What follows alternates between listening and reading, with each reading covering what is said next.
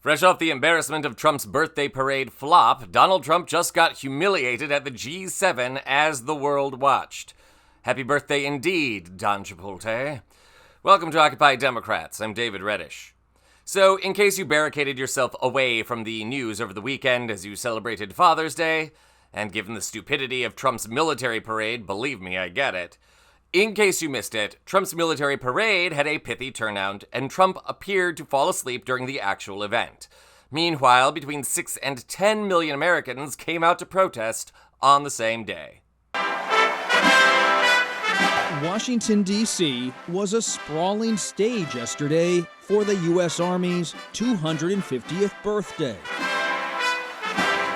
At its center was the Commander-in-Chief, President Donald Trump, who marked his 79th birthday the same day. In recent months, Trump pushed to expand what was going to be a relatively low-key celebration into an extravaganza that could cost up to $45 million. Thank you to the greatest, fiercest, and bravest fighting force ever to stride the face of this earth, the United States Army. And while troops paraded here in Washington, in other parts of America, protesters lined the streets, voicing their opposition to the president. Government's out of control. The gatherings were part of what organizers called No King's Day, a catch-all for people in more than 1,500 cities and towns who say the president is acting like a monarch. This was an act of targeted political violence. In Minnesota, protests were initially put on hold after what Governor Tim Walz called the politically motivated shooting of two Democratic politicians and their spouses.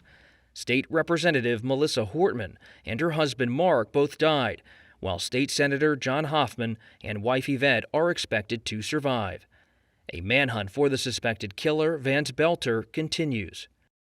Yesterday's mass protests up and down the state of California were largely peaceful, though in downtown Los Angeles, police moved late in the day to disperse lingering crowds. I hereby declare this to be an unlawful assembly to immediately disperse.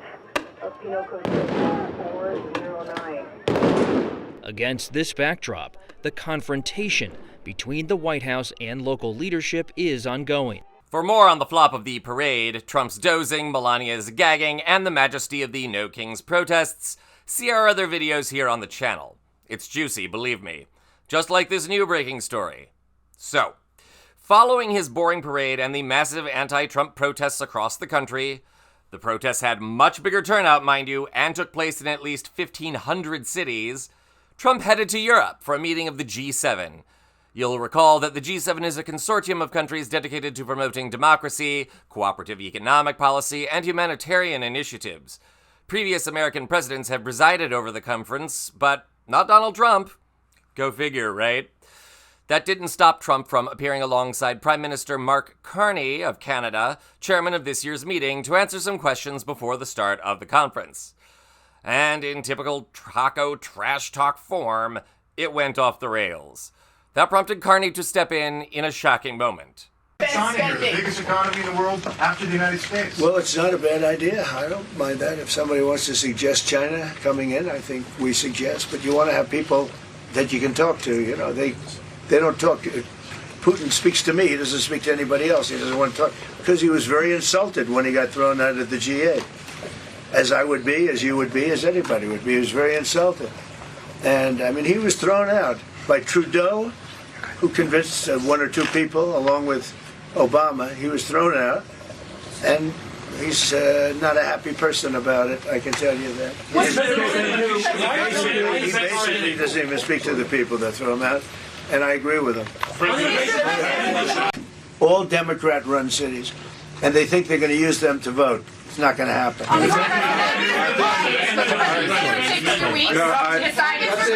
That's it.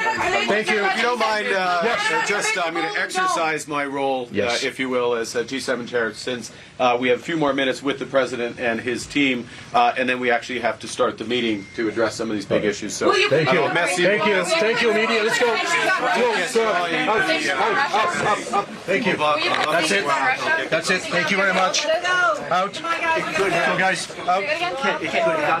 Thank you. Katie, let's go. They don't want to. Thank you. Okay. Mr. President, are you seriously considering guys are headed out? Let's go. Thank you very much. So yes, Trump whined about Putin getting kicked out of the G7, but that's also not true. Russia was suspended from the G7, which was then known as the G8, in 2014 for its illegal invasion of Crimea. Ultimately, however, Russia decided to permanently leave the G8 in 2017, when Trump was president. It's ironic Trump doesn't remember that since he begged Russia not to leave at the time.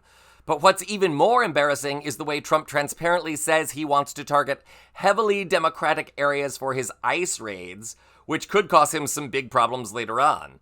The law must be applied equally, of course, and if he's being selective about where to enforce it, that could mean all of his anti-immigrant actions would be blocked by courts. And wouldn't that be so awful? On the other hand, amid the floundering and frankly embarrassing excuse for leadership in the United States, Mark Carney emerged here as a savvy and effective leader, shutting down Trump and the media with one calm comment. If he looked embarrassed, that might be because he was standing next to a complete moronic gas bag. Oh, and speaking of embarrassed, did you catch Marco Rubio's reaction? And then we actually have to start the meeting to address some of these big issues. So Thank you, immediately. Poor little Marco does look small there, doesn't he? It's like he knows his political career is cremating before his eyes, along with the reputation of the United States. And attending the G7 should be easy since it's cooperative. Trump and company are going to face much higher hurdles here at home, like passing his budget bill in the next 2 weeks, and it still looks dead, dealing with court cases over ICE raids, and the newfound leadership of Democrats like Gavin Newsom, Tim Walz, and Amy Klobuchar. Trump's birthday bust is over. Now let's hope he finally gets busted here at home for his egregious crimes. This is Occupy Democrats.